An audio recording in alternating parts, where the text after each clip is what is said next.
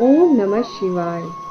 शिव महापुराण की रुद्र संहिता का अध्याय 11। इस अध्याय में आप सुनेंगे कि राजा दक्ष ने किस प्रकार तपस्या करके देवी शिवा से वरदान प्राप्त किया। नारद जी ने ब्रह्मा जी से पूछा, पूज्य पिताजी, राजा दक्ष ने तपस्या करके देवी से कौन सा वर प्राप्त किया तथा वे देवी किस प्रकार दक्ष की कन्या हुई। ब्रह्मा जी ने कहा, नारद, तुम धन्य हो। इन सभी मुनियों के साथ तुम भक्ति पूर्वक इस कहानी को सुनो। मेरी आज्ञा पाकर प्रजापति दक्ष ने क्षीर सागर के उत्तर तट पर स्थित होकर देवी जगदम्बिका को पुत्री के रूप में प्राप्त करने की इच्छा की तथा उनके दर्शन की कामना के लिए तपस्या शुरू कर दी। इस प्रकार राजा दक्ष ने 3000 वर्षों तक कठोर तपस्या की। वे केवल जल पीकर रहते थे तथा भोजन के नाम पर सूखे पत्ते चबा लेते थे। इस प्रकार जगदम्बा की पूजा में लगे हुए राजा दक्ष को देवी शिवा ने दर्शन दिए। देवी के दर्शन पाकर राजा दक्ष धन्य हो गए। वे देवी शेर पर सवार थीं। उनकी अंग कांति श्याम थी, मुख बड़ा ही मनोहर था तथा 4 भुजाओं से युक्त थी। नेत्र कुछ लाल तथा उनके केश खुले हुए थे।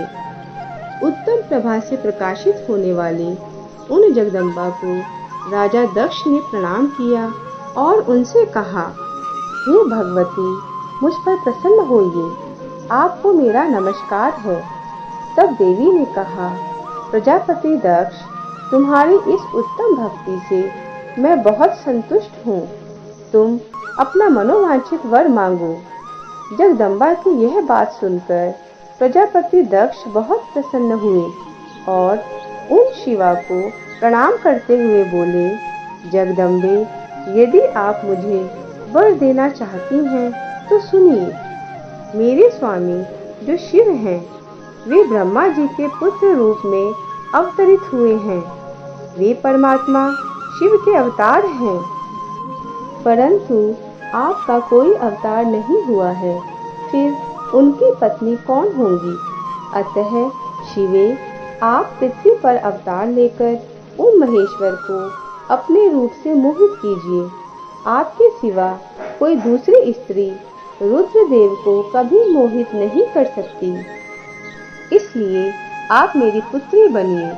इसमें केवल मेरा ही स्वार्थ नहीं है, बल्कि सारे विश्व का कल्याण है।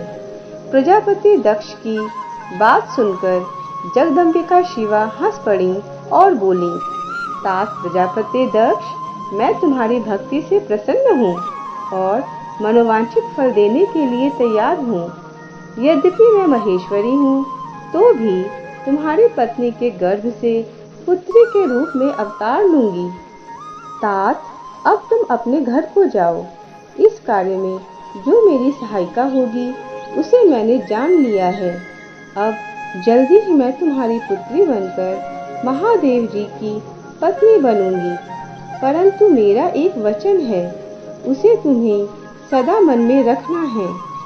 यदि मेरे प्रति तुम्हारा आदर घट जाएगा, तब उसी समय मैं अपने शरीर को त्याग दूंगी और अपने ही रूप में लीन हो जाऊंगी या फिर दूसरा शरीर धारण कर लूंगी। प्रजापति दक्ष से ऐसा कहकर महेश्वरी शिवा वहां से अदृश्य हो गईं। दुर्गा जी के अदृश्य होने पर दक्ष भी अपने आश्रम को लौट गए और यह सोचकर प्रसन्न रहने लगे कि देवी शिवा मेरी पुत्री होने वाली हैं।